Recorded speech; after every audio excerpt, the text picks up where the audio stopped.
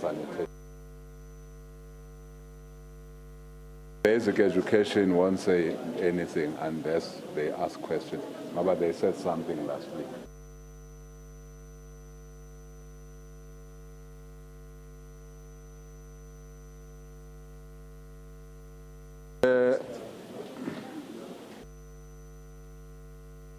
Babunzimande, hamba lapha ba.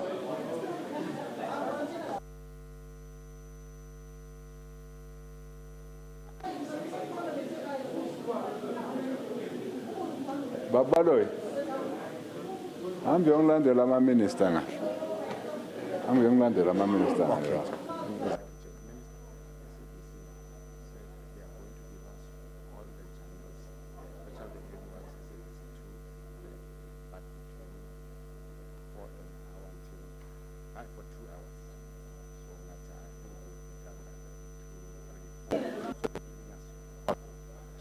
Now, we are in all the channels.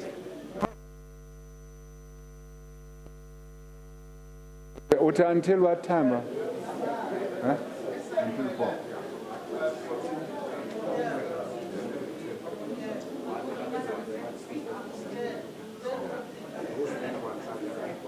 Two, 3, and 4 o'clock.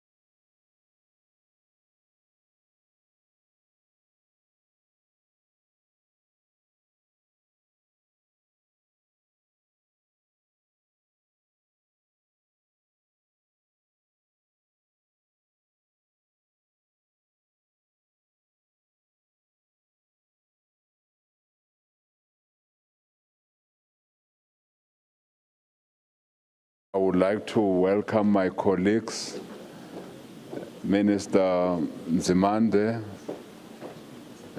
Minister Sisulu, and Minister Zulu, who are here.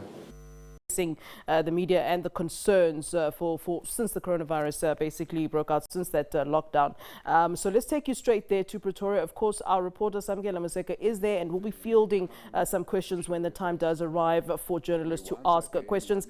Jackson Mthembu is, as you can see on the screen next to me, that he has taken to the podium already. He's the minister in the presidency who has been sort of presiding over these briefings the last couple of days. So let's take you straight to Pretoria then. For all of us to stay at home. Siyakujabulela lokho ngoba yiyo kuphela indlela esingenza ukuthi abantu baphephe kule gciwane elibulalayo, le gciwane le coronavirus. Sibonga kakhulu kubo bonke abantu bakithi.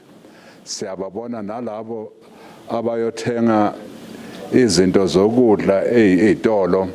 Siyababona uthena nabo ke sebayaqikelela uthena bangampintshani, bangabe seduzane nabantu, kodwa kube ne distance lokho kubiza uthena i social distance phakathi kwabo noma bemile lapha emalayinini so that bangakwazi ukuthi nalegciwane lisuke komunye lingene komunye. Sibonga kakhulu kubo bonke abantu bakithi. Sibonge futhi nakuzo zonke inhlangano ezikhona ezweni, inhlangano zepolitiki ezihlala zikhuluma futhi zisupporta ukuthi abantu bahlale emakhaya ukulwisana nalegciwane. Sizibonga kakhulu zonke. Sibonge nazo zonke ezinye inhlangano zamasonto, inhlangano eziphethe abantu bemidlalo, sibonge futhi ngisho nezinyanga zakithi, bonke abantu baseNingizimu Afrika. Sibonge kakhulukazi abasebenzi abasebenza kwezempilo ezibhedlela nasemaklinikhi. Sibonge kumaphoyisa, sibonge futhi nakumasotsha wasezweni lakithi. Sibonga kakhulu ke nakumedia njengoba nenza umsebenzi omuhle ukuthi ngenxa yenu sikwazi ukuthintana nabo bonke abantu bakithi. Siyazi njengoba sikhuluma sikuma community radio station kanti futhi siku SABC 2 and 3, futhi siphinde sibe ku ENCA, siphinde futhi sibe nakwenye imikhakha esikhombisa abantu ekhaya ukuthi sithini singuhulumeni ngaloku njengoba siku lockdown. Sibonge ku Newsroom Africa futhi ngakuthi nisinikeze indlebe, nisinikeze nesasasa lokuthi sikhulume nabantu bakithi. Thank you very much. Having said that and having thanked all people of South Africa, we now call upon the Minister of Higher Education to come and speak to us. Minister Nzimande.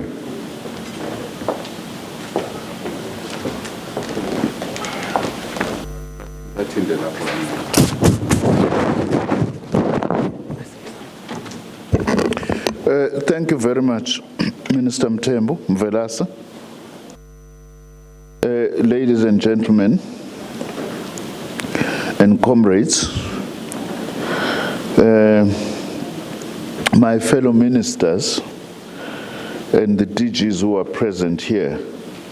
My report today is an update on measures taken by both the Department of Higher Education and Training and the Department of Science and Innovation, which are my responsibilities in response to COVID-19. Very briefly, the students who returned from Wuhan City completed their 14-day quarantine on Friday. And the Department of Health is working on the modalities for their release home. Our department will be responsible for transporting the students to their respective provinces and to ensure that they are reunited with their families, and we have secured transport on this score. There are also other students who returned from China who were our TVET college students who were there for workplace or for work-based learning experience, about 76 of them, who were arranged mainly by our SETAs, Sector Education and Training Authorities. On their arrival back, they were placed somewhere in Iguruleni for 14 days, and we've assigned some officials from our department to look after them. The one main challenge that we are addressing as the Department of Higher Education and Training is that of online learning.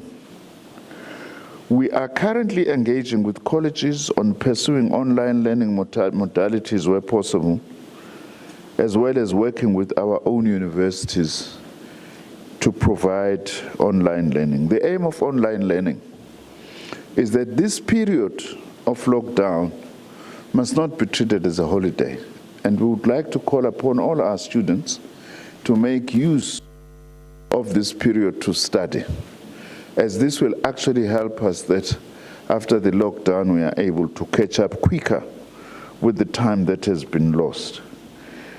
I am currently in discussions with the Minister of Communications and Digital Technologies, Minister Stella Ndabeni-Abrahams, on how to deal with access to data in order to expand online learning, in particular to look at zero rating of data that is being used for online learning by the relevant telecom companies. On the 26th of March, we have made available e-learning guides to all our TVET colleges throughout the country. These guides can be downloaded on smartphones, tablets, and laptops. We will further develop structured catch-up programs for the annual National Curriculum Vocational Programs once the colleges reopen. As previously reported, the department has requested all universities to complete an updated survey on their IT capability for offering online learning. As a department working together with the Tertiary Education and Research Network of South Africa, which helps to provide the network for online learning, we have now started to analyze the survey results to identify any institutions that require immediate assistance to enhance their capabilities. Another matter I would like to report upon today is students who are remaining on university campuses. As we are implementing these measures to ensure that our institutions are not adversely affected by the virus, we are also putting measures to ensure that students who remain on our residences comply with the regulations and are also safe. I've indicated before that not all students have left residences, although the overwhelming majority have left the residences. Now, if I can just give you an idea, none of the students at our TVET colleges are in their residences. They've all gone home. With universities, the universities that have got more than 200 students who are staying in residences at the moment, it's University of Johannesburg, with 940 students, University of the Western Cape, 370 students, Stellenbosch University with 971 students, University of Pretoria with 236 students, Cape Peninsula University of Technology, which has the highest number of students in residences of all our universities, 1,853, Nelson Mandela University has got 382 students. I must say that most of these students are international students who come from outside South Africa, who are not staying, who are not from our country. Yesterday, though, I must say that I was concerned in Velase that there were 60 students at the University of Fort Hare who were demanding to remain in the institution. When we checked, we found that of the 60, only 20 were registered students, all foreign nationals. 40 were not registered students, but staying in our university residences, a matter that we will actually have to attend to. Because surely it can't be that as a country, we are struggling so much with student accommodation, but part of it is occupied by students who are, by people who are actually not registered. Now, my department, working together with our COVID-19 task team for post-school education and training, which is led by our Deputy Minister, Bhuti Manamela, is up and running now to deal with all contingency and other measures to ensure that all is going well on that score. On NSFAS, which is another matter that is important, all NSFAS funded and registered students will receive their allowances during the recess. We are not going to stop any of the allowances. those who are getting food allowances, those who are getting assistance with personal care allowances. We have also distributed allowances for learning materials. According to the report that I have received from the NSFAS administrator, Dr. Randall Carlson, NSFAS has processed almost all applications that have been received to date, including the TVET college and university walk-ins who had not applied initially. They are all now dealt with. NSFAS therefore has made provisional funding available to 448,038 university students for this 2020 academic year, and 350,289 registration records from institutions have been received. In other words, we have now, in 2020, an estimated just about 800,000 university and TVET college students who are on NSFAS, out of the total of about 2 million university and TVET college students combined. We have also made total upfront payments to institutions to date to an amount of 4.2 billion rands. This amount includes the second upfront payment of 677 million rands. With all these upfront payments have been meant to ensure not NSFAS student pays registration or is supposed to pay even if those students are owing, as well as for other allowances like transport and accommodation. The last section of my report is on science and innovation interventions in dealing with COVID-19. As reported in my previous statement, our Department of Science and Innovation, through the Center for Scientific and Industrial Research, the CSIR, we have successfully commissioned and finalized the physical setup of what we call the Core Situational Awareness Platform. In ordinary language, we call this the dashboard, which tells us about, which enables us actually to look into the whole country, including right up to street and household level, as to where the coronavirus is, based on the data that we are putting in. A joint CSIR and Department of Health team are hard at work, creating a range of data warehouses, including the geographical spread of the disease, the current cases, the categories of people with health vulnerabilities, the location of health and other facilities, amongst others. This is becoming a core of our war against the virus, because by having a central place to look at the epidemiology and how the virus is changing, we are then able to, as government, allocate the necessary resources to particular places.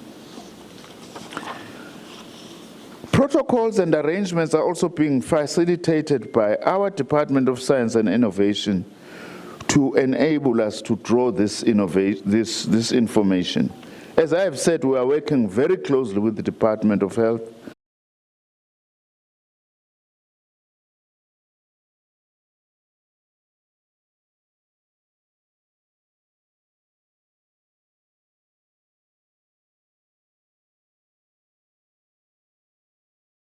Side is the study that we are doing through the Human Sciences Research Council, a survey to better understand current behaviors and patterns, as well as our community's attitudes. It is something that is important for purposes of intervention. As at the 27th of March, we have surveyed about 2,400 people. And together with the Department of Health, we will periodically be releasing the results so that we are able to inform the nation of how our people are responding and their attitude towards the virus, because the human factor is perhaps the most important and attitude aspect in dealing with a pandemic like this. And we are pleased to say that a number of researchers, as well as private sector players, have expressed a willingness to assist, and we will be making the necessary follow-ups. We will continue to update the public on this as we move along. Thank you very much, Minister Mthembu and colleagues.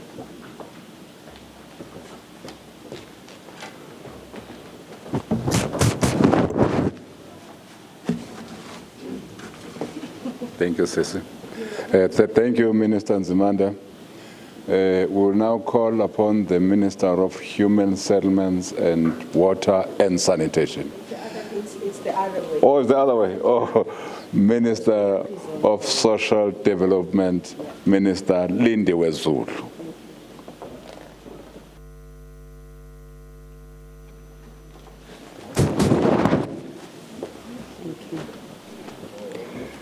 Thank you very much, Honorable Mthembu.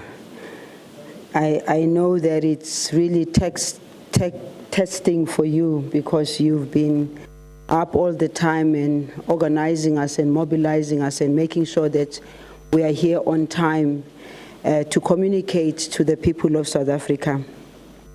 From the Department of Social Development, the first thing that I would like to do is to thank the people of South Africa, obviously, those that have stepped up to make sure that we do everything we can to ensure that people are safe.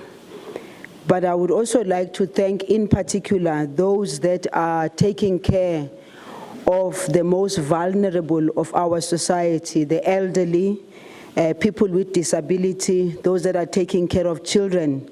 We don't take it for granted that this is a very testing time for caregivers, it's a testing time for parents, it's a testing time for everybody.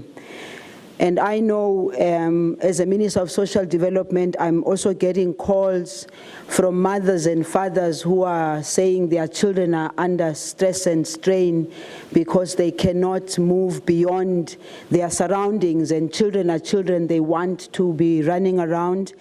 But I thank the parents for taking the stress and strain and continue to ask them to really keep safe themselves as parents, but also make sure that they do everything they can to occupy their children at this point in time. We have, as a department, after the regulations were gazetted, we had to develop our own government notice which covers our areas of work as the Department of Social Development. And accordingly, because we have to make sure that everything is done properly by law, there is a government notice that specifically looks into the areas of social development. The schedule for it covers the areas of our work, and therefore it is a request from myself and the department that those that are continuing with the services, they acquaint themselves with these directives so that they make sure that they do things right. Under our responsibility, we have areas of substance abuse treatment centers and halfway houses. The guidelines clearly indicate, I'm not going to read all of them. All I will do is to highlight the areas that are of major concern to us. So it's substance abuse and treatment centers and halfway houses. It's child and youth care centers. It's shelters for victims of crime and violence, including gender-based violence. Hence, you see me today with my cap. I want us to always appreciate the fact that there is coronavirus and everyone is concentrating and focusing on defeating it, but we also must be conscious at all times that we do have other social ills that we must not lose sight of. We also cover the old age homes and frail care facilities, residential facilities for persons with disabilities, respite care facilities, center and community-based, residential facility for persons with disabilities, respite care, home-based, community nutrition development centers, CNDCs, and I know that many have been asking us whether people are going to be able to continue getting the support that they normally get. Also, we have the social relief of distress, and this is also one that we'll be looking into. What do we do to make sure that the communities who are going to find themselves under distress extraordinarily than usual, what is it that we're going to do to make sure that we service them in terms of food, in terms of food that they can receive from ourselves? Psychological support services, cooperative entities, the National Development Agency,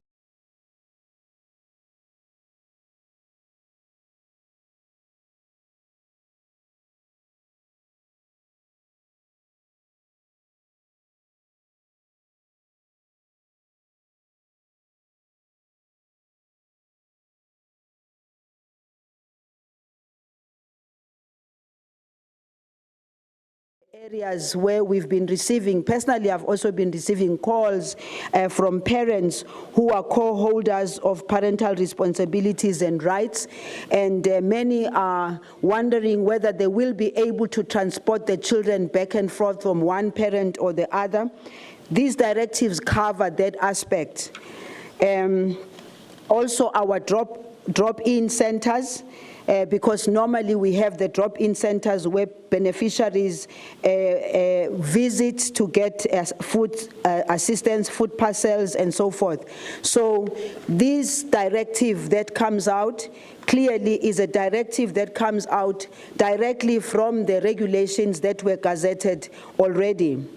The most important areas which I think are going to be a testing time for us in particular will relate to payment of social grants, and we have already indicated that payments will be done from the 30th to the 31st of this month, starting with older persons and persons with disability, and this will also include women with babies, and I'm hoping that women with babies can be able to leave the babies at home when they go get their social grants.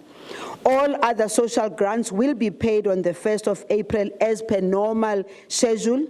Both SASSA and the South African Post Office have finalized all logistical arrangements pertaining to social grant payments.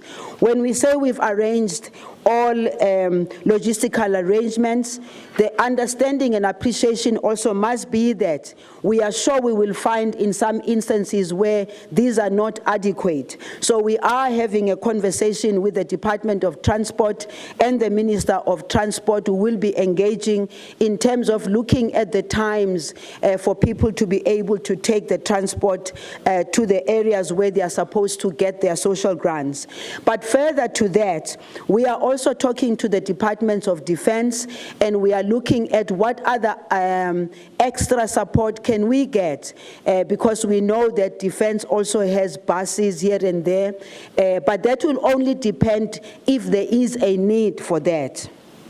We have activated government fleet across all provinces to ensure that older persons and persons with disability get to the pay points to get their social grants. I do want to indicate here that we are working very well with the provinces, from the MECs who I am in touch with, I talk to them all the time, as well as the HODs and the regional managers of SASSA and NDA. We are really pushing to make sure that our systems step up and our systems are in place, but of course the test will be when the social grants, when the people want to access their social grants. We will publish the list and contact details of SASSA regional managers that members of the public can contact if they experience any challenges. The SASSA and SAPO call centers will remain operational to respond to the public. We are deploying SASSA officials at all pay points to monitor and report on service delivery challenges. We are also looking at getting volunteers who will be taken care of under the National Development Agencies, because we will need social grant, we will need the social grant recipients to be assisted, especially the elderly. With regard to shelters for persons living and working on the streets, we have directed and requested all provinces to activate shelters to provide accommodation and meals to people working and living in streets, including children. And we are expecting the provinces to work very well with the municipalities.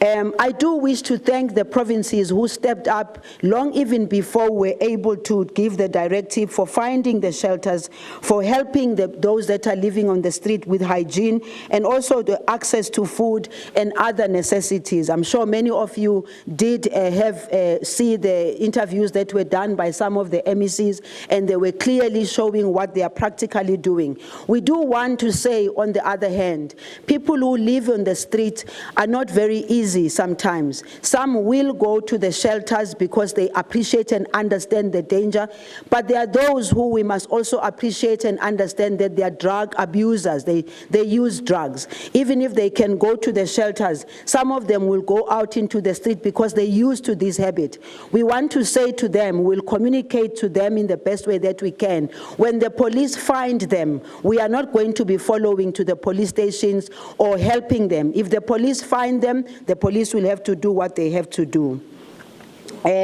We also have services to persons with disability. All residential facilities, including respite care at centers and community-based, have been declared essential services. All personnel have been given protective wear and permits to continue providing services, including family support to those with severe disabilities.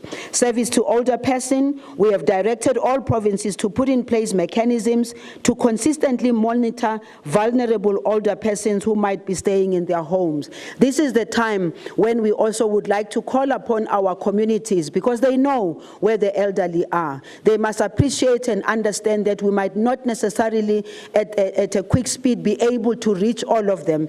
Please, we ask you to let us know when you know that they are the elderly who do not have access, who cannot even walk out. And we want to thank again those that are going and visiting them. We're going to try in the best way we can to get the provinces to make sure that they also have volunteers who will go to those private homes and families. And we know that it's very taxing for them because everyone is afraid now. What we don't want is post-corona for us to be finding family members or members of the elderly who have found themselves, who will find that maybe they've gone worse than what they were before. So we ask that we be assisted. Recruitment of additional social service personnel. Provinces are recruiting additional 1,809 social service personnel to provide psychosocial support services to affected families. We are focusing on unemployed social workers who benefited from the department's scholarship program. I'm sure you are aware of the fact that many of the social workers had been complaining about the fact that they were trained by the department, but they are not employed. This is a time for us to really find them and make sure that they are employed and make sure that they help us. Service delivery to community. From social development point of view, we are ready to contribute in any ways we can to contain and mitigate the impact of COVID-19 on our people. Once again, we appeal to our people to comply with the regulations and to avoid exposing themselves and others to possible infection of this virus. Thank you very much.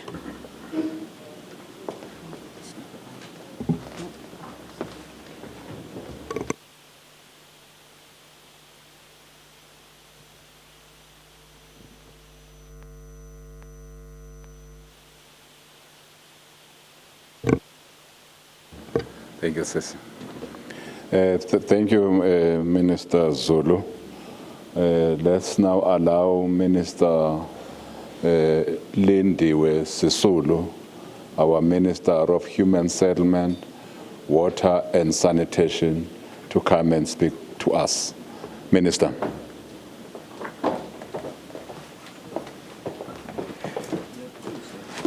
No, it's just that.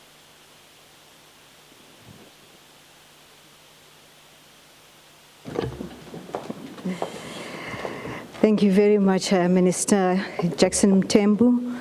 My name is Lindiwe Sisulu. The other one is Lindiwe Zulu, who has just given her briefing. Members of the media, this is a follow-up briefing to you, following on the briefing that we gave to you on the 23rd of March. Since then, we've been hard at work at the command center that we indicated we have established at the Rand Water, and we use modern technology and zoom into all our water boards across the country in every province and talk to them on a regular basis so that we understand what the needs of the various provinces are. We've assessed these and we've started working to make sure that we are providing the necessary support. We also work with the Department of COCTA, which is always present in our meetings, because some of the work that we are doing now is the responsibility of municipalities, but working together we have found that we go a long way in dealing with the issue of water and sanitation. And also possibly in the long term, we also need to deal with infrastructure. We've assessed our high-risk areas, and the last time I was here, I indicated that we're targeting 2,000 communities across the country. These are our hotspots. Some of them are informal settlements, some of them are informal in the urban areas, and some of them are informal settlements in the rural areas. And in the rural areas, it's largely those areas that have suffered drought, and we're continuing our support to them.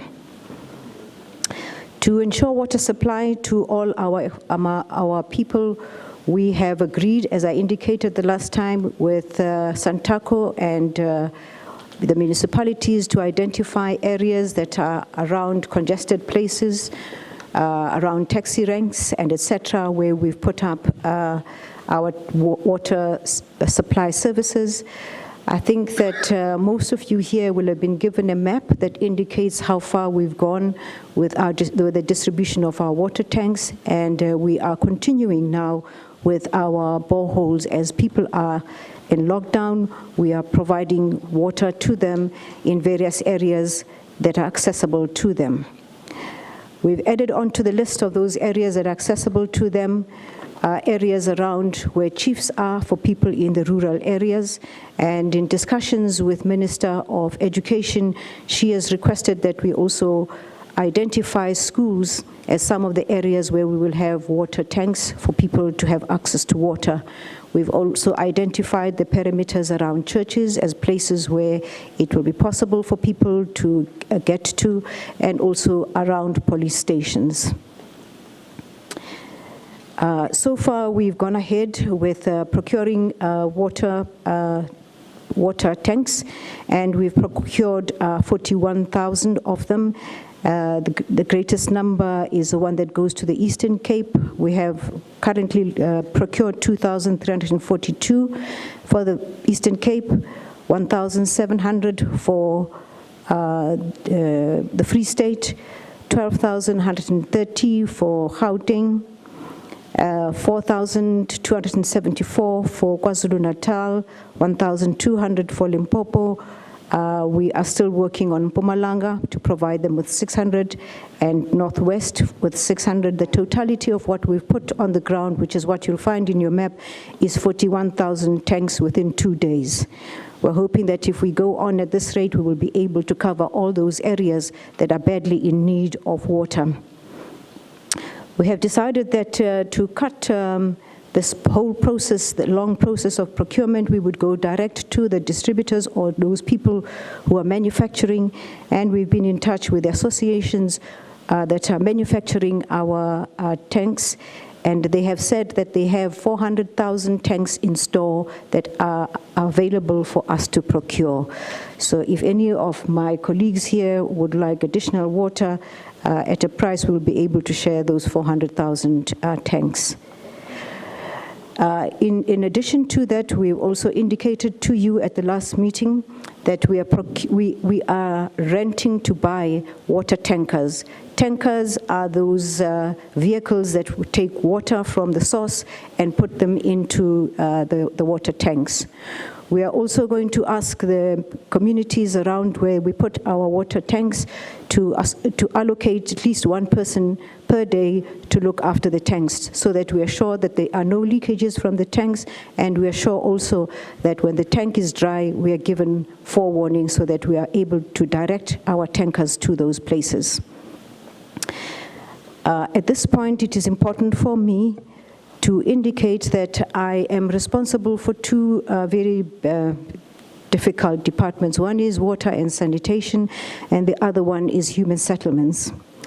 And human settlements, our biggest problem is the densification of the areas there. We keep talking about social distance, and social distance does not deal with the situation that we have in informal settlements.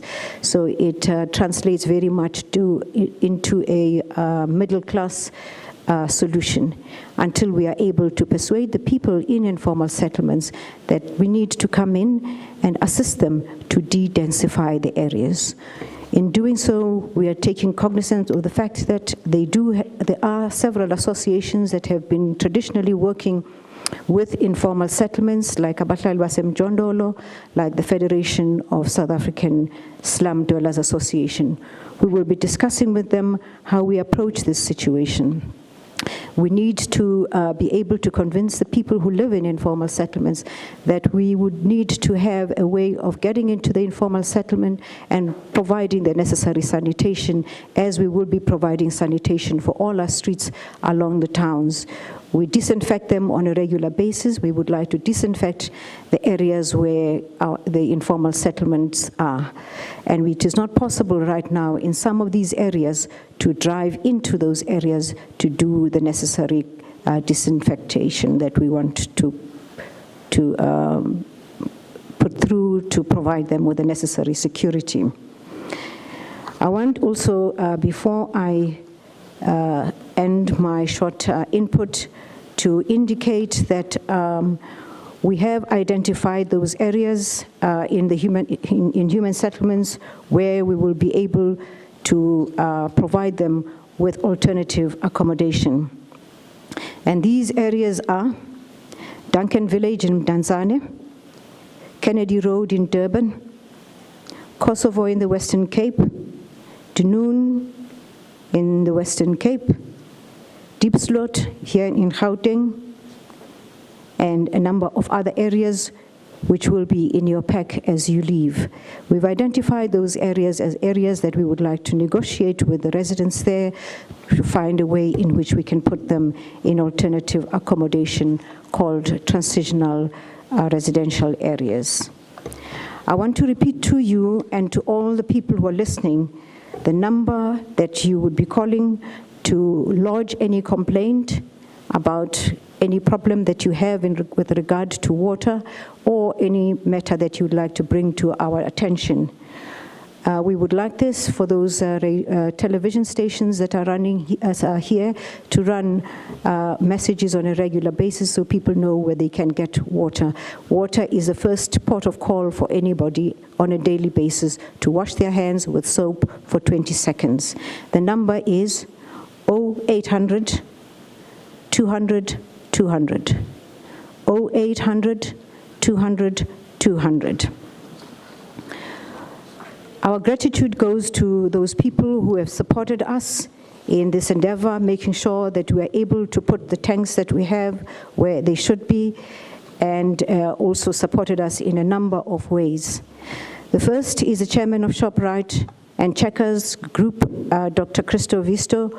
The group has pledged and donated a daily donation of 40 liters of water in 5-liter containers to be distributed in the Western Cape regional office of his farm for distribution.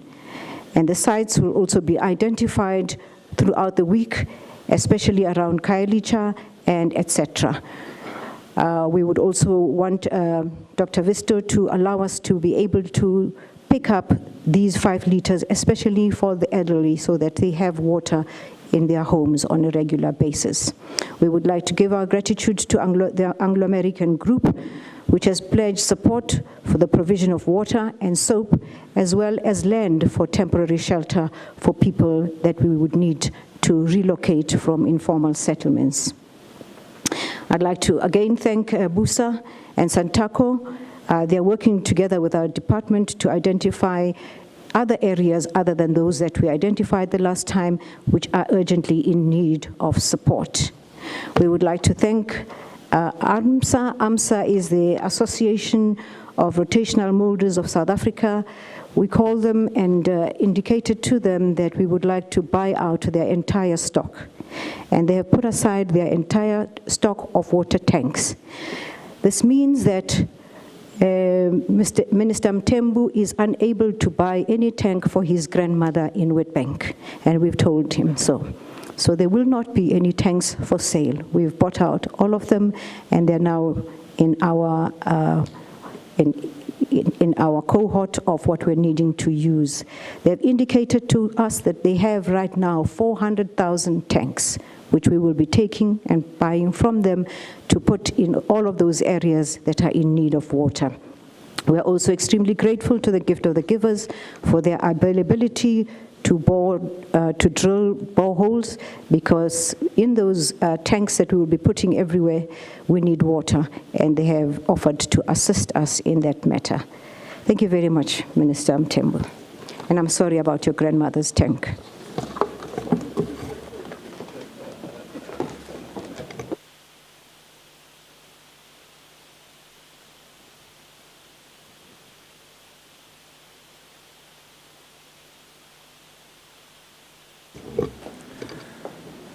Thank you, Sis Lindy Sisulu. That's exactly what I said when I called you, Sis Lindy.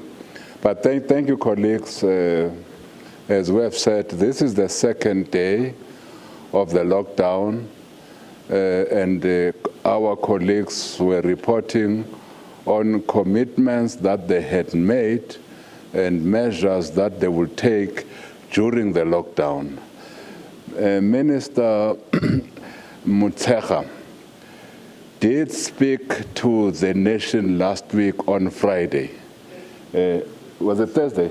Oh, last week's Thursday.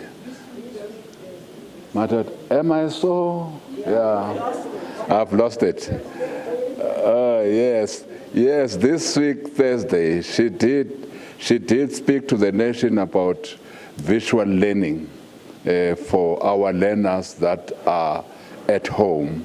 So that's why she was not going to come here and repeat what she said on Thursday. But she is available for any questions. That's why she's here. We will now take your questions. Colleagues will take your hands so that you can ask whatever questions you would like to ask from my colleagues. That's 1, 2, 3, 4. Looks like we will go home early.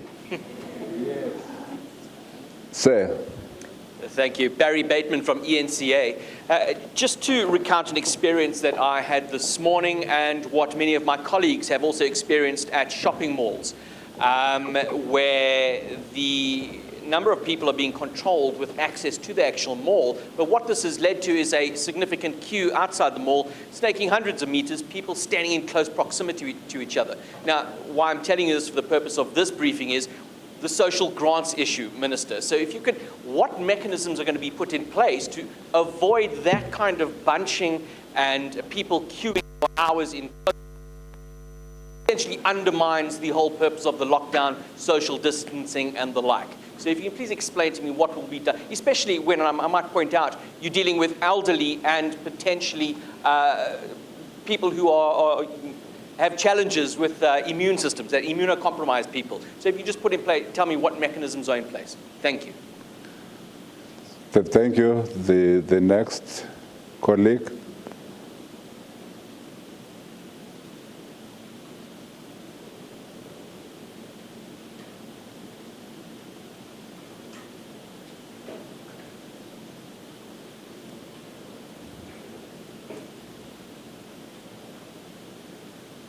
Good day, everyone. My name is Johnny Saima Romo. I'm with African News Agents in Pretoria. My first question for the Minister of Social Development. Minister, I wanted to inquire, Minister, with the families of South Africa which are separated, could you clarify, because we saw on social media people asking Is a person allowed to say, I'm going to see my children in another location? You touched on it when you were on the podium. Could you clarify what are the requirements and the regulations in law if someone wants to go and see their children who are based in another location? Then the second question for the Minister Zulu. With the number of informal settlements in the province of Gauteng, the thousands of tanks you have procured, the number of tanks you have procured, are they catching up with the demand of the informal settlements? Because there are too many informal settlements around Gauteng. Are you catching up with that demand? Thank you so much. I can assure you that your question on tanks, I think you wanted to direct it to Minister Sisulu, because it can't go to Minister Zulu. That's just for your free assistance. Thank you very much. Next. Samkelo Masego from the SABC. Minister Lindiwe Sisulu of Water and Sanitation. For instance, if you go to a deep rural area like Mhlangandlovu in KwaZulu-Natal, Mshwati, that area has no water. That area is largely populated. There was a colleague of mine, Anda Mhlongo, who went to a deep rural area in Ulundi. There is no water in deep rural parts of this country, in all 9 provinces. How are you getting, and what measures have you put in place? I hear you are saying you've procured about 42,000 water tankers, but where is the proactive action in those tanks being there as in yesterday, or are you still waiting to follow usual government red tape, long processes in order for you to get those tankers to these people in these areas? Then this morning I took a drive to informal settlements in Germiston and in Tembisa. People are living under deplorable conditions. There is no sort of social distancing where informal settlements are directly next to one another, where people are living in a shack and 6 or 7 of them. Why aren't we seeing relevant authorities taking these people, separating them, and putting them into certain areas where they could be for the next 21 days? Where are the proactive measures that are there to save the social livelihood of those whom evidently vote for you and those in power at the end of the day? To the Minister of Social Development, the elderly, your constituency, particularly around rural areas, the education when it comes to this particular pandemic is not filtering down to these downtrodden people. What other measures are being used besides the SABC now announcing that SABC 2 and SABC 3 will be used to inform the people of this nature? What other methods are you employing of using, for instance, social workers to go out and to help and assist these particular people with this pandemic who may not have the necessary information? And lastly, to the Minister of Education, Angie Motshekga. Minister, are we actually cancelling this academic year for matriculants? What methods are being put in place for the class of 2020 to be receiving some sort of education besides the usual methods you've announced that certain radio platforms and TV platforms will be used to educate the core and essential subjects like mathematics and physics? Thank you. Next one. News 24. Minister Zulu, I wanted to ask with regards to the homeless. Driving here, I spoke to 2 gentlemen who were saying that their challenge is that the shelters, they exceed the numbers in the shelters. I just wanted to know, is that your only challenge, the fact that these homeless are drug abusers and they tend to want to be in the streets? Is that your only challenge that you've received in terms of allocating the homeless? And as well, I wanted to, just as an addition to Samkele's question, there's also the issue around language when you, in terms of how you translate your messaging to people. most of South Africans are not English speakers, but they can't really seem to have, this language is not translating, it's not transmitting to them. How are you raising awareness to those people, to people in the rural areas? And then to Minister Jackson Mthembu, I just wanted to find out if I could get your reaction to international media saying that the measures that have been taken by South Africa in terms of controlling the virus are worse than the measures that were taken during the apartheid era.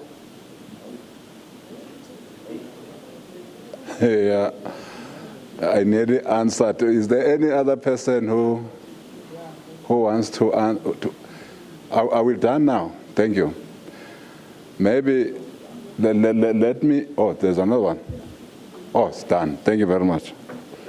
Maybe let's just, I don't know which international media says so,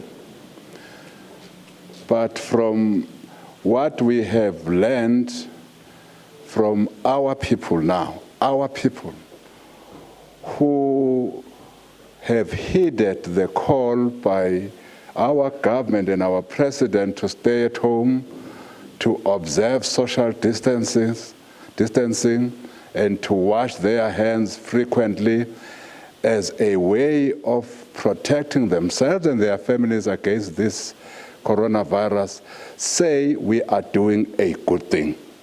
Now, it's not only our people, it's also organizations that they belong to, whether political or non-governmental organizations or church organizations that we have met with the president, organizations that are in the business sector.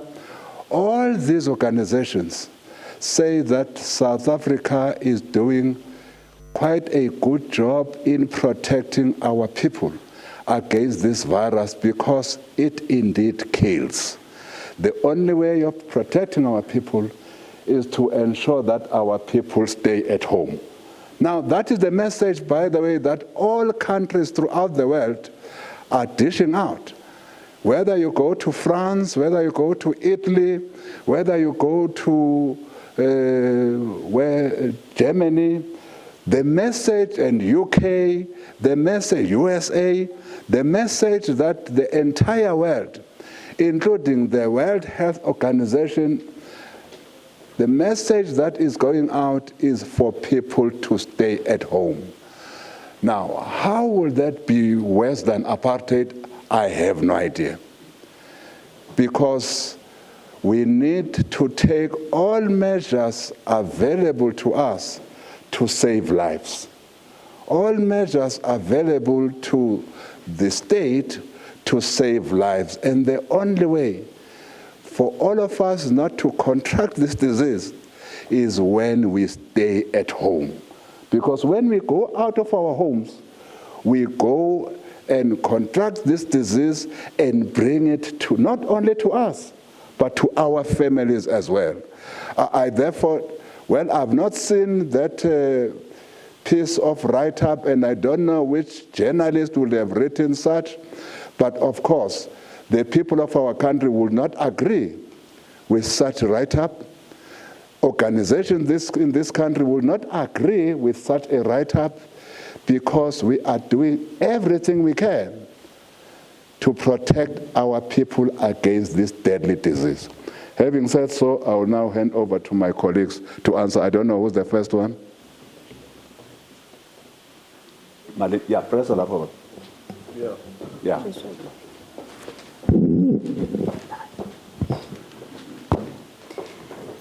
Thank you very much. The first question I would like to deal with relates to co-parenting. As I indicated earlier, that there were regulations that were issued, and all departments therefore then had to develop their own directive. Under our directive, which covers that area, and I'll tell you just now, under psychosocial support, paragraph M, it says, directive to contain the spread of coronavirus in exercising the care contact by persons who are co-holders of parental responsibility during the lockdown period. It clearly states, movement of children between co-holders of parental responsibilities during the lockdown period is prohibited. This is to ensure that the child is not exposed to any possible infection whilst moving from primary caregiver premises to the other. The child shall remain in custody of the parent with whom the child was with when the lockdown was affected. The parent who is the child during the lockdown, who's not with the child during the lockdown period, in order to maintain a personal relationship with the child, may communicate on regular basis with the child in other manner, including telephonic and other. I know that when it's written down, people will say, yeah, you've written it down, but the reality on the ground is something very different.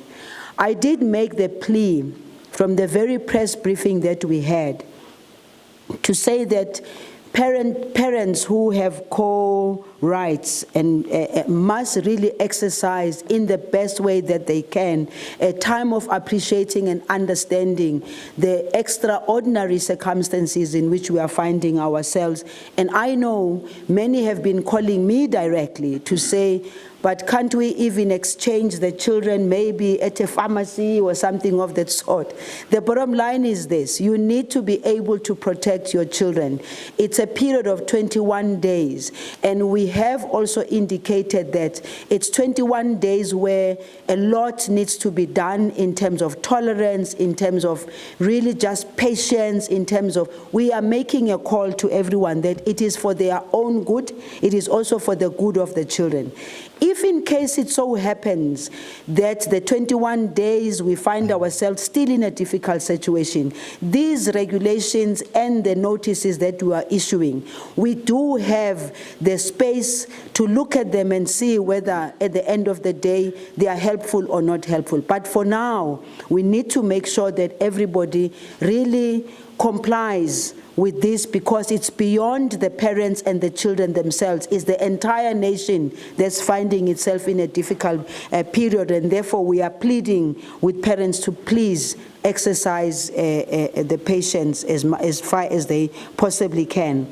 With regard to the information going to the elderly, I did indicate when I was speaking that one of the things that we did from the very beginning was to make sure that provincial and local structures set up. And the basis for us doing that, it's not about Lindiwe Zulu, who is a minister sitting at national giving just directive and nothing happening. The reason why we are communicating and ensuring that provinces and local structures strengthen their institutional capacity, it is because they are the ones who are in the front line, who are there with their communities, and therefore we have requested that they mobilize the NPOs who normally do the advocacy. We've said we will step up and assist the NPOs and the NGOs. We've also requested them to make sure that the social workers, as I indicated, we have to get more social workers on the street, but also make sure that the social workers themselves are protected. They have all the necessary gear and all the necessary equipment for them to do the visits to the elderly. We have also made sure that at local level, because remember that the president had asked us, even before the coronavirus, he had said to us, let us work at district level with the district development model. There isn't a time that can ever test that either than now, when we really need to get the districts to step up and assist us. For instance, the issue of transport. We can sit here again in Pretoria and be saying lots of things. The real issue will be, are the provinces, are the local structures knowledgeable of where are the biggest numbers of elderly people will be coming from? And SASA, by the way, has all the information. If you ask SASA any moment, what is the highest density? If you ask SASA any moment, where are the places where they normally have challenges? They know exactly, and therefore, in their planning, we are prioritizing those areas. The awareness, obviously, we are relying nagini njengoba the reason why nilapha namhlanje nenzelo ukuthi sikwazi ukuthi masikhuluma nabantu emakhaya basizwe ukuthi sicela ukuthi bakhulume neSASA, bakhulume neNDA, bakhulume nama province ukuthi into ezokwenzeka ngendaba ye transport, ngendaba yokuvalwa kwama shop nako konke lonto leyo, sicela ukuthi abaningi bakhulume nama local structures wabo, yibo azoba director ukuthi kufuneka benze njani. With regard to translation, is social development sisebenzisana neSASA sivumelene ukuthi all the pamphlets and leaflets esizenzayo, they must be in the 11 different languages. And who's going to distribute that? Again, the distribution ifuneka yenzeke ema provincini.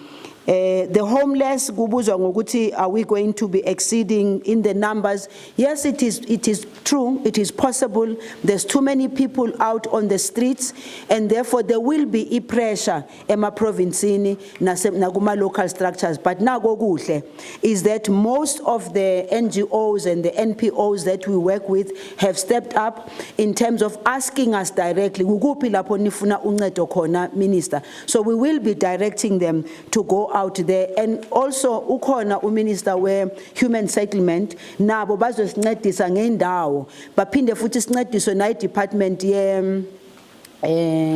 department yaka Minister Patricia de Lille, Public Works, nabo sikhulumisana nabo ukuthi sicela ukuthi izindlu indawo lezi ezingenabantu yisikhathi sokuthi sizilungise.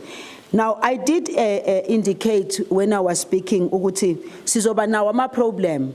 Those who are in the homes, some of them are not going to want to stay there. But in Daba, it's beyond the issue yalabo who are drug abusers. It's also about what will be accessible in those shelters, because we can't have shelters and then people have got no water, people have got no food, people have got no. That's why sikhuluma nange SRD program yethu ukuthi nalapho kuzofuneka ukuthi isincedise. As for ke labo abathi sidlulise imithetho which are draconian laws, ngizophinde ngisho futhi ngithi I think labo abakhuluma lokho azange ke bahlale under apartheid. Abantu abake bahlala under apartheid bayazi ukuthi kukhulunywa ngani. Asikakafiki emthethweni le eqinisa isandla ngoba sisethemba ukuthi abantu base South Africa bayibona lenhlekelele esikuyo nabo. Ngifuna ukuphinda futhi ake siyeke ukukhuluma ingathi abantu bakithi yinkomo abezwa. Abantu bakithi imajority yabo bayasizwa ukuthi sithini. Kukhona ke just a few laba bazofuna ukuthi amaphoyisa ubheka icele uMinister abagijimise, but abaningi abantu base South Africa bawuhlisisa hanhle uribuwa ka ing. Libone they want to protect themselves, libone they don't want to expose themselves. Thank you. Thank you, Minister. Minister Sisulu.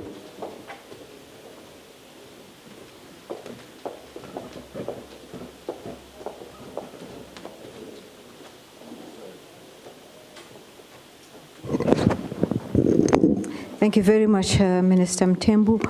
The first question comes from a gentleman whose name I did not quite get, but he asks, what are we doing about the informal settlements? When are we moving our people? The informal settlements are so many. We did not have the coronavirus coming in, creeping into our country. Almost overnight, we realized we had it, and we had to deal with the situation that we have. Historically, we have these many informal settlements, and we are now beginning to prepare ground for them to be taken to, but this has to be done through negotiations, because you, as a journalist, will know how much our people in the past have resented being moved to other areas.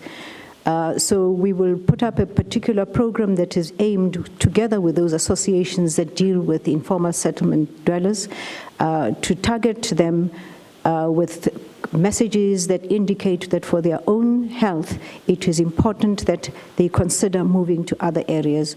We have across the country 3,000 hectares that we have procured, and our Human Settlements Development Agency is busy preparing these sites to ensure that we are able to take people there to live there as soon as it is possible for us to do that. So these are not people who are just living there and left on their own resources. What we're doing for the time being is providing them with disinfectant, with soap, with water to the extent that it is possible for us to do so. The donations that we have asked for and received from the various entities that we have indicated are aimed at assisting them lead as normal a life as possible. We are also in the process of upgrading their sanitation and making sure that we can put ablution blocks as opposed to the single toilets that they use now. So we are hard at work making sure that everybody has access to proper sanitation, everybody has proper access to water, and it is possible for us to protect them. Any one more person getting infected in South Africa affects all of us. So it's not about choosing one sector over another. We are dedicating our time to dealing with persuading the people we have in the informal settlements. When we are certain that they are willing to leave those areas, we would like them to do so willingly. Samgele, the last time I spoke here, I did indicate the number that should be called should there be a problem. And I'm sure you would have known. It's 0800 200 200. And if you called it before you came here, they would immediately by now have sent water to Ulundi. But they know now, and they will be attending to the matter. KwaZulu-Natal has ordered 3,000 water tanks, and they have discovered that the 3,000 water tanks for the areas that they had identified are not enough for KwaZulu-Natal, so they've ordered an additional 1,200 and something tanks, which should be there in the shortest possible time.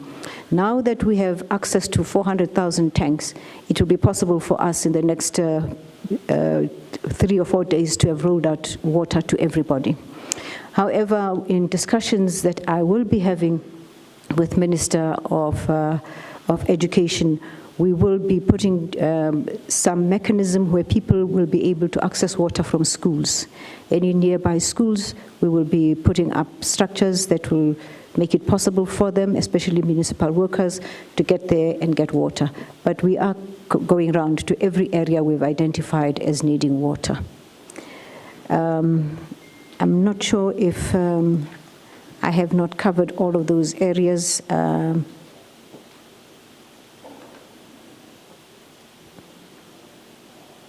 No, if you have not, they will say that you have not. We'll go back to them. It's fine. We'll go back. Yeah, okay, we'll go. Thanks. Minister Andrew Mtsega.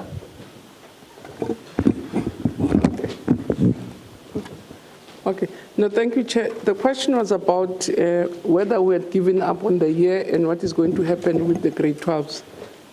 And we had even said that on Thursday, that as a sector, we just cannot afford to give up on the year. It could really throw the system off badly.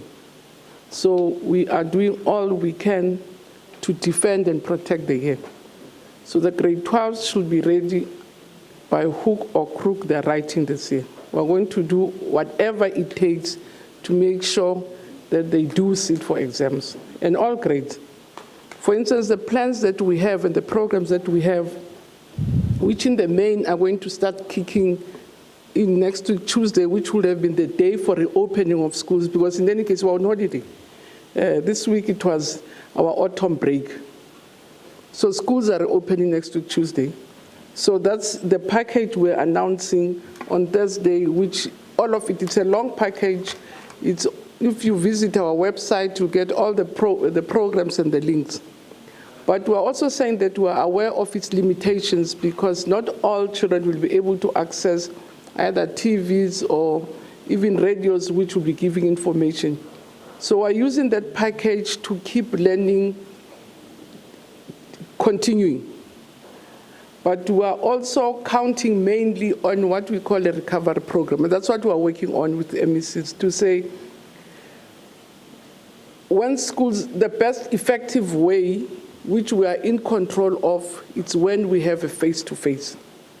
We have long-standing experiences around the recovery programs. You will know that we would have been disrupted by communities for a long time, and I think we've developed the skill on how to recover under very difficult conditions. So we're counting on those measures. So after the lockdown is lifted on the 16th, we have agreed with MECs because we're in constant communication. We're preparing recovery materials, and the materials that we're developing are going to help us to intensify teaching at the time the lockdown is lifted. So if we're not allowed as a sector, for instance, on the 16th to go back, we have a plan to say, what are we going to do with the grade 12s? We are preparing that plan. If we do go back, we're also ready with a plan to say what we're doing. And amongst others, as I say, it's development of intensifying of intensity materials.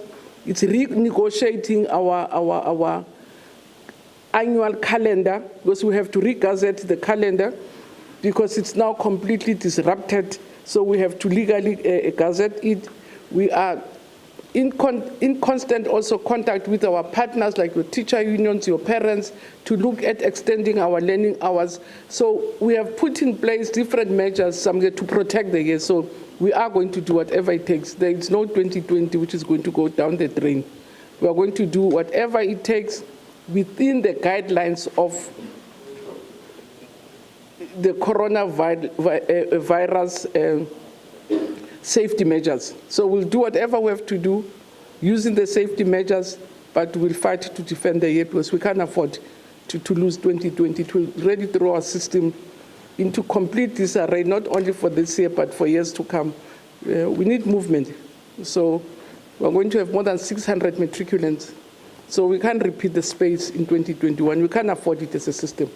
It will really throw the system off completely. So thank you, Chair. Thank you very much, Minister Nzimande. Oh, there was no question. Okay, let's go again. There at the back. Oh, yeah, Pinda. I was on as Pinda, but fine. When I was Pinda now, in that order. Good day, everyone. My question goes to Minister Lindy Wesisulu. I heard on your speech you mentioned something about 2 days. I didn't really get it. I thought I would get it on the statement. You said those water tankers that are not procured in certain provinces like the Mpumalanga province and Northwest, when are they going to be procured and delivered? Also, how are you going to follow up that the local authorities, I'm talking about maybe the councillors or the provincial government, are not misusing the funds, if you will send the funds, to make sure that they deliver these essential service that is the water to places like, there's a place called Edwaleni. They've been dry for the past 8 years. Until today, they don't have water because some residents, they say there is no political will or there is no proper leadership around that area that, that they can speak to and get proper services. In this regard, how are you going to get these services to such places that doesn't have really active leadership? Thank you. Next. Good day again. My name is Jody Sai. Johnny Sai Maromo. I'm with African News Agency in Pretoria. Just for the Minister of Basic Education, Minister Mucheka, please. Minister, at the previous briefing, there was this issue of nutrition for your learners at home during this duration. What is the position? What is the position now? There was a thinking that someone from the family might be going out to receive a food parcel for the learners who are at home. Is there a position taken on the provision of food parcels for the learners whilst they are at home? Thank you so much, Minister. Gaman.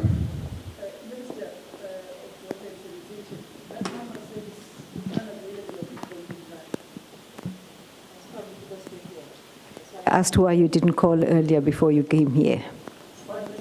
Of people who are, okay. But Minister, Can you try that number, DG? Because if it is not available, then that number is not available. And then on the issue of higher education, Baba Mpepedo,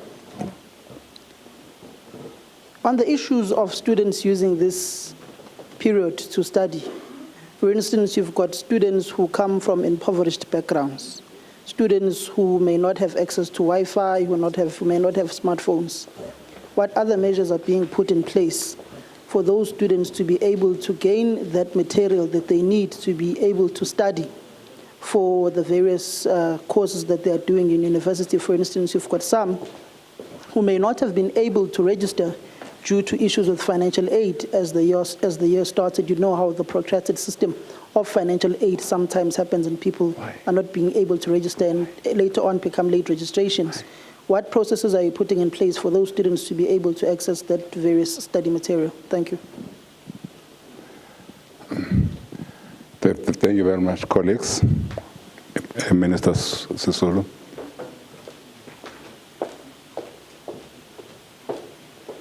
Thank you very much. I want to go back to Samgel. Samgel, we are dealing with high volumes. The reason why you are not able to get through is because we have that number of problems. But what we have resolved to do is we will put an answering machine that says that we are currently not available, please try again later. We're not available due to high volumes. We will also be in touch with the Minister of Telecommunications to give us more lines for that.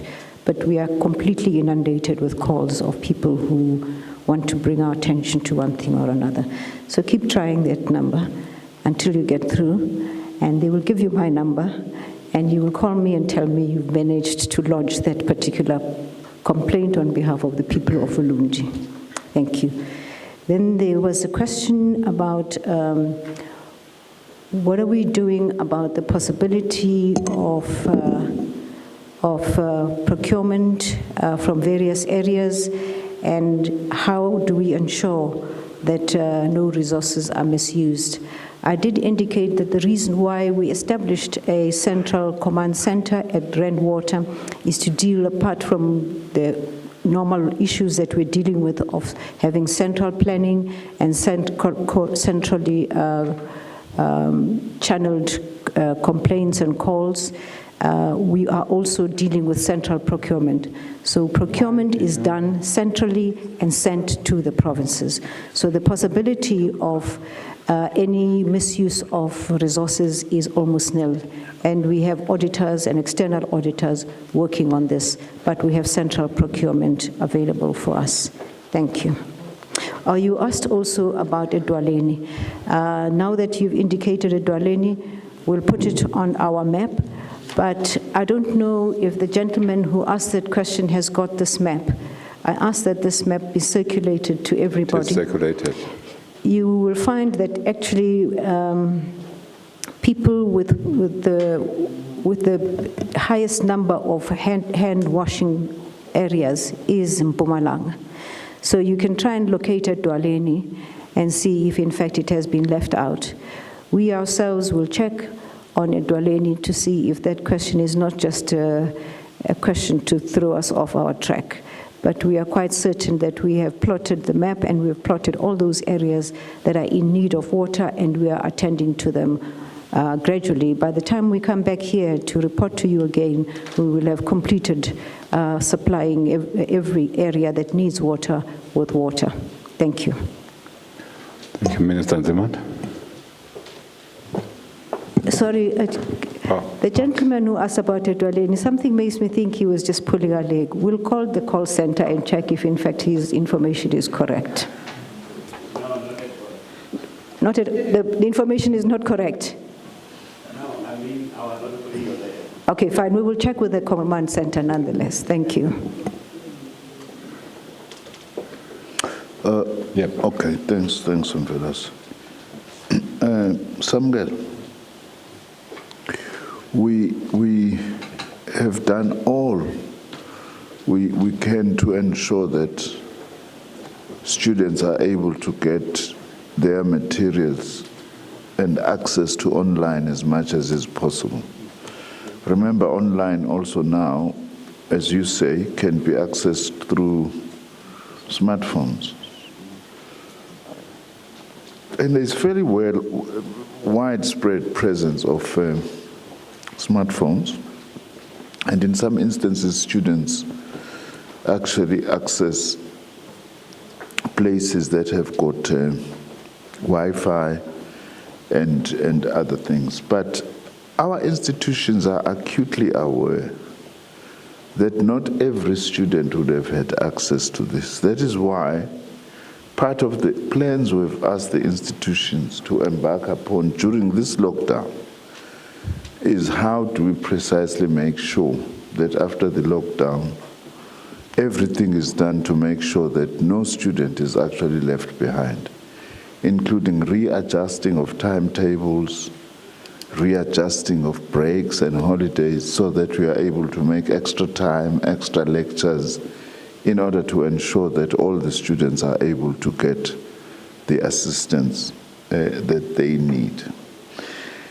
Ngifuna ukuyisho lento ukuthi nalabo bafundi abasingekho esimweni sokuthi bathole izinsiza kufunda ngoba bengenawo omakhalekhukhwini namanye nezinye izinto zokusebenza, baye kwabanye abanazo bakwazi ukuthi bathole usizo. Kodwa ngokwenhlelo zethu njengomnyango ukuthi uma sekudlulele isikhathi sekubuyelwa emanyuvesi nasemakolleji, abaphathi bamakolleji bayazi ukuthi banomsebenzi okwenza isiqiniseko ukuthi babhekelele ukuthi kuba khona isikhathi esengeziwe sokulekelela labo bafundi okunokwenzeka ukuthi abazange bona bakwazi ukuthola ithuba lokuthi bazilungiselele.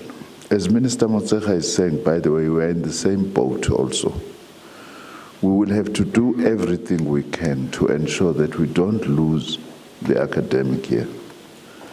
Much as Minister Motshekga is saying she can't afford to have matrics who do not write, the fact of the matter is that also our post-school institutions cannot afford to lose a year, because it means that you can't have new students, even if school would have finished, and so on.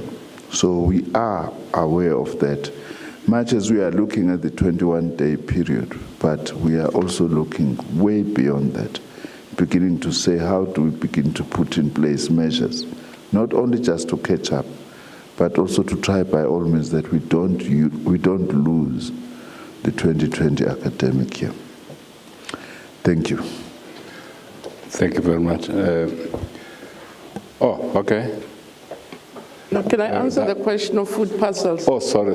Yes. Yeah, there was an issue whether as basic education we will be feeding during breaks. And the answer, Chair, is that we normally don't feed during breaks under normal circumstances. And simply because even now during the COVID-19, our infrastructure for feedings in schools, there must be learners at schools, in our kitchens, with our teachers serving food. So outside the school infrastructure, there's no possibility for us to feed, except we are reopening schools, say kids must come back and eat. It's just not possible. So we have communicated that quite intensely, and that's why we really are counting on the work that social development is doing in terms of vulnerable communities, because when kids are outside schools, they are members of the community. So they'll be catered and supported for in communities. It could be, I don't want to sound ridiculous about it. Sometimes there are 8 homes with 8 kids, so we have to chase 8 food parcels to same households. Others have already left to Limpopo. So it just will be chaos. So we really are relying on the infrastructure of social development and the infrastructure in communities, because for us, it will be mission impossible. We can't do it outside our school infrastructure. Thank you. Thank you very much. Yes, Minister Sisulu.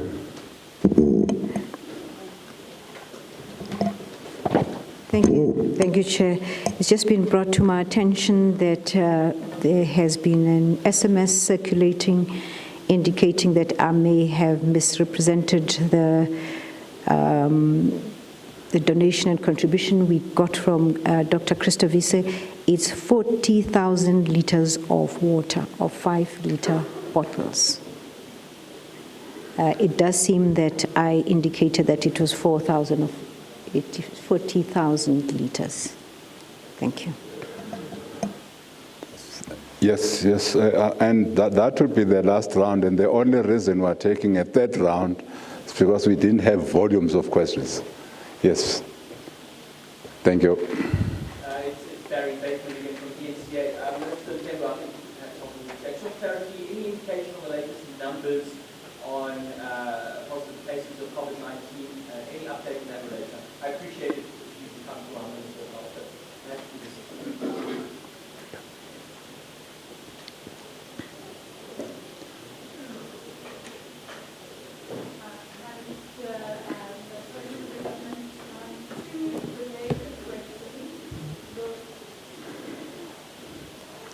Minister of Social Development, Minister Zulu, two related but different questions. The one being around, we know that alcohol is not being sold in this period. Is there any kind of preparation in terms of services that might have to do with addiction? Is that a concern at all that there might be a rise in people looking for addiction services?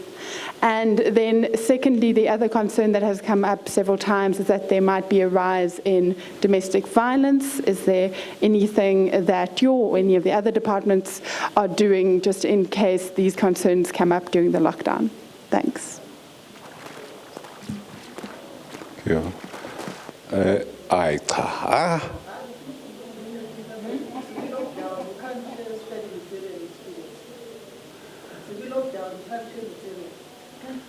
And do what? Share material? We're in a lockdown. We can't share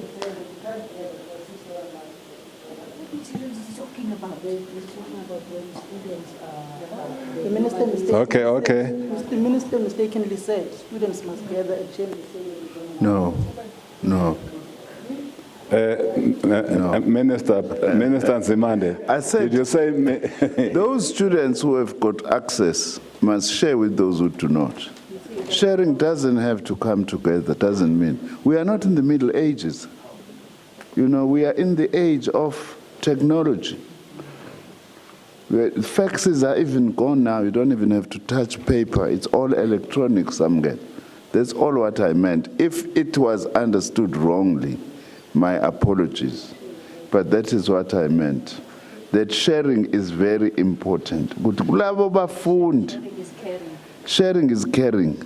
Kulabo bafundi abanezindlela zokuthola insiza kufunda abasizane nalabo bangenazo ngoba kukaningi ziningi ezinye indlela ezingakwazi ukuthi zithunyelwe ngayo lokho asisho ukuthi akuphula umthetho sithi abantu abahlangane ebehulumeni ethe bangahlangana ngangcono ke samukela uthe ngikubeke kabi bengingaqondile lokho ngiqonda ukuthi ngeendlela lezi sezikhona zokusebenza asisebenze ngaloo ndlela.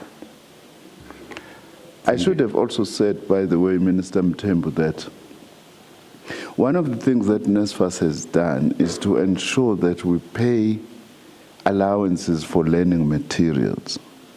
And in some institutions, we are able to creatively use that money for learning materials to access data as well, as part of the package. Some institutions mix it on how they use the allowance, you know, for learning materials. I should have just added that. Thank you. Minister Zulu.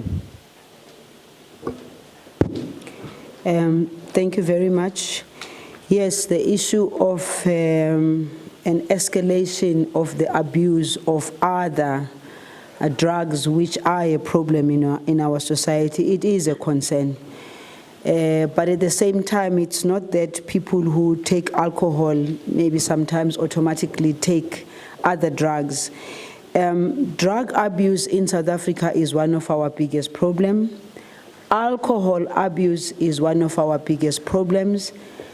I actually think that while we are in a crisis situation and disastrous situation, this might be just an opportunity for us as South Africans collectively to begin to look at what is it that we need to do to help those that abuse alcohol, but those who also abuse drugs.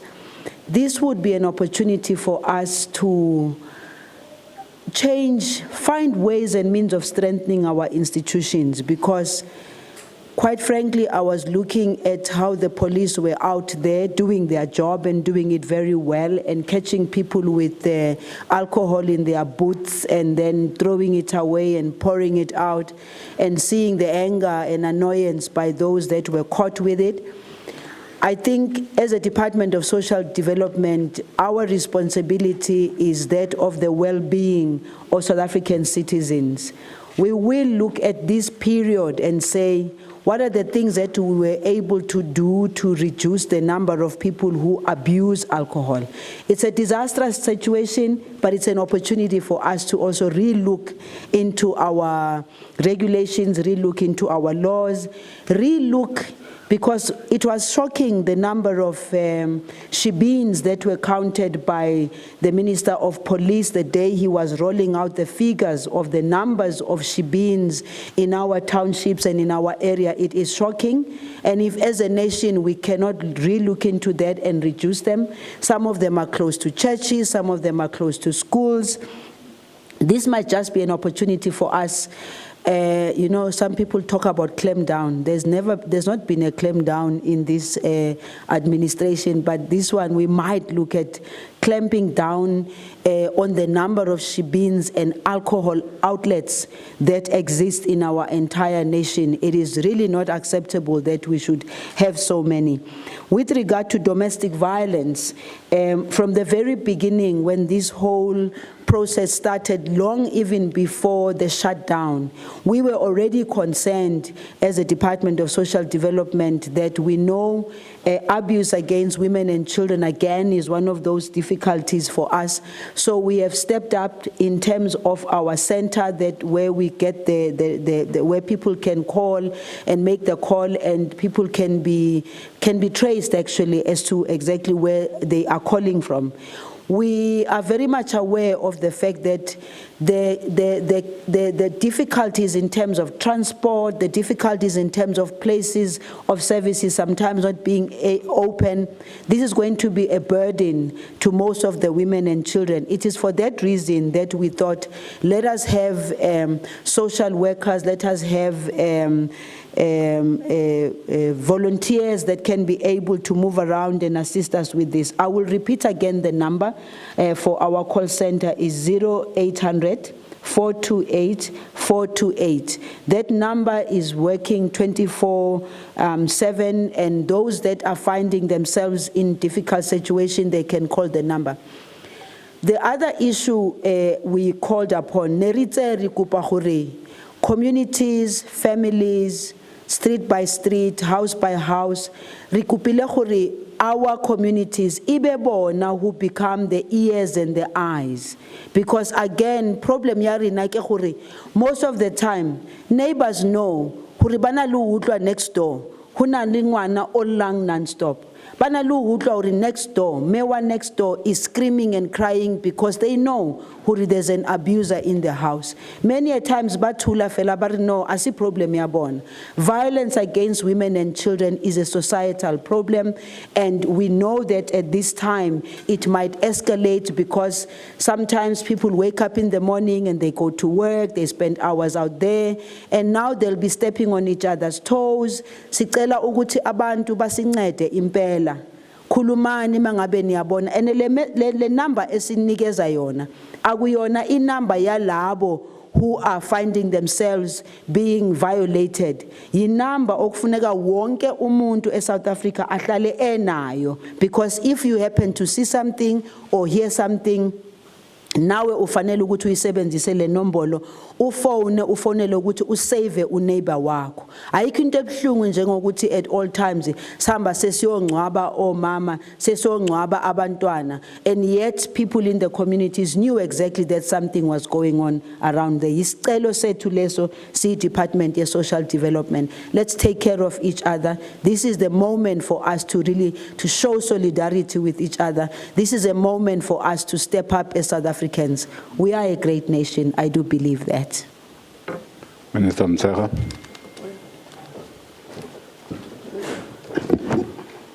I thought I might have perhaps misled the public by when I spoke about the 16th as if we're opening. The truth of the matter is, or the point I was trying to make, Chair, was that on the 16th as a sector, we're having a teleconference to assess the situation and then make decisions about what is our next step, which has been planned up to the 16th around how we deal with teaching and learning. The reopening of schools is still unknown to us. It will depend on it depends on the direction and the guidance we'll get from health, but mostly, Chair, which I've raised on Friday, that it also on Thursday, it depends on what all of us as South Africans do to flatten the curve and be able to get our lives back. So it really is a humble appeal to say, if we have to save the academic year of 2020, we have to do whatever it takes as a nation to follow to the latter the directives of health and make sure that we can go back to some form of normality and save whatever is remaining of the year. So I just really wanted to clarify that the 16th is a teleconference after which we'll be able to speak to the nation to say, where do we stand with the academic year? But it's not the reopening of schools. Thank you, Chair. Thank you, Sis Lindy. Yeah. I'm going to close after you. Yeah. I'd like to take this opportunity to invite the media to our command center, where they'll be able to talk directly to all our points in our municipalities should you have any question. So Samgel, you can talk about Ulundi, and over there you can talk about that area at Dwaleni in Mpumalanga, very directly to the municipal manager there, and they'll be able to explain what it is that is happening. But I have a question, Minister Mtembu. To who? To the media. Oh. How are they coping with the lockdown? Yes.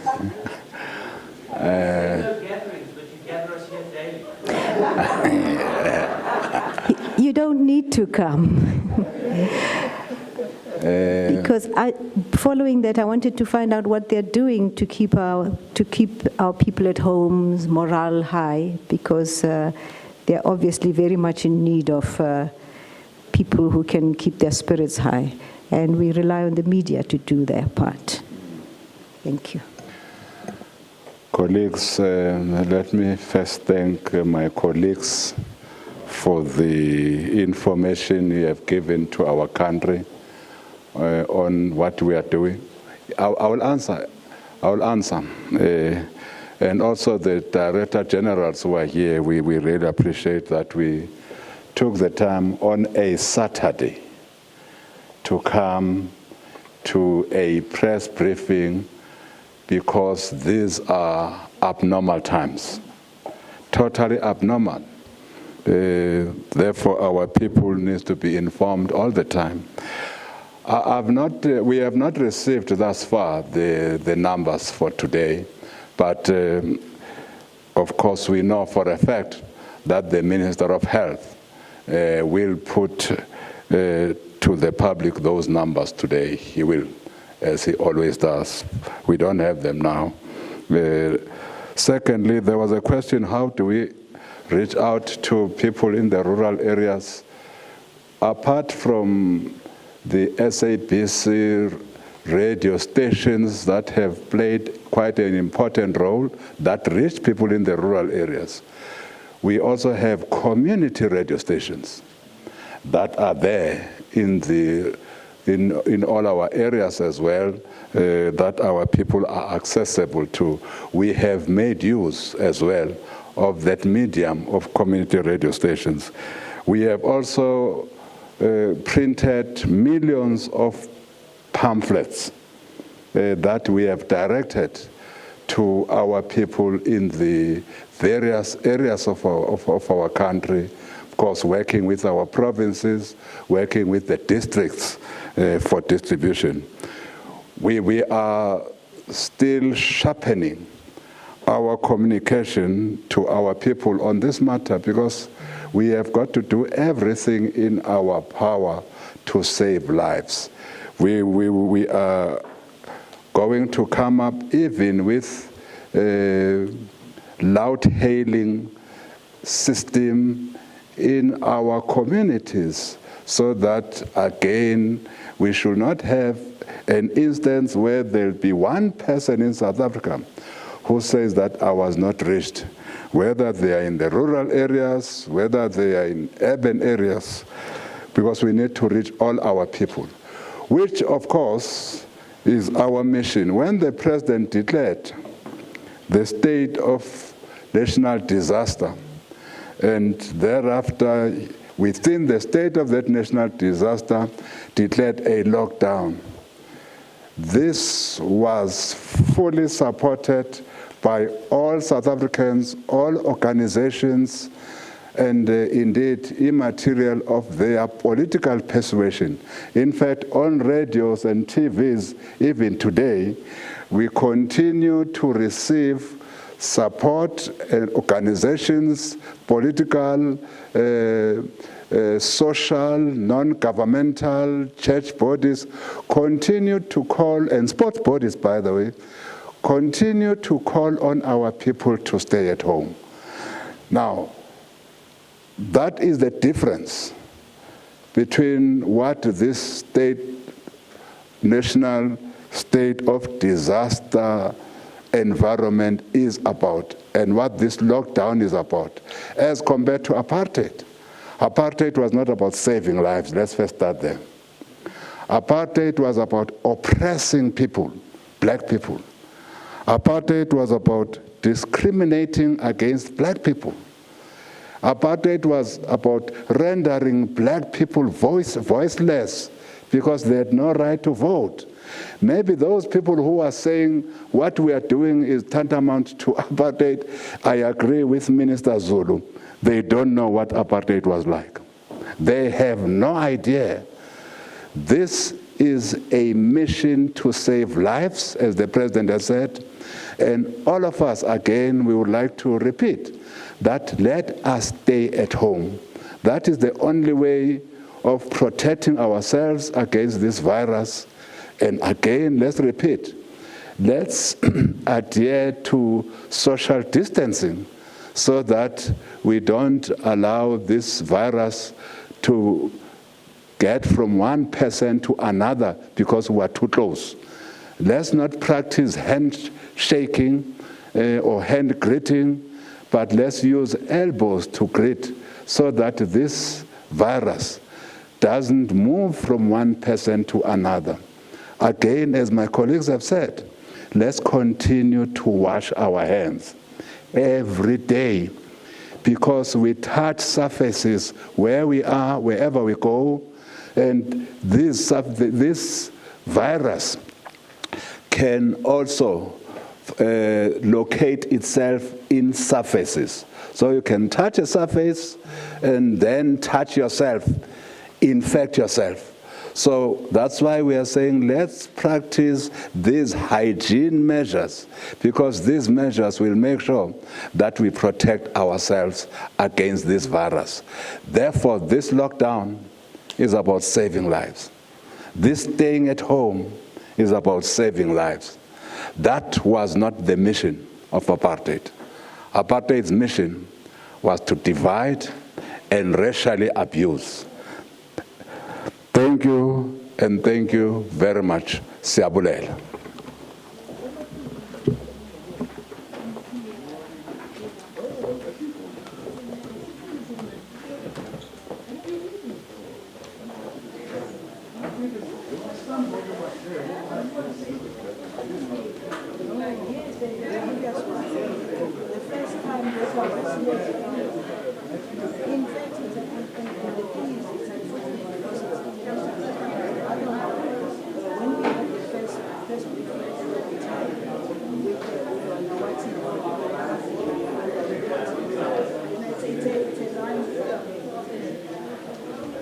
Thank you very much.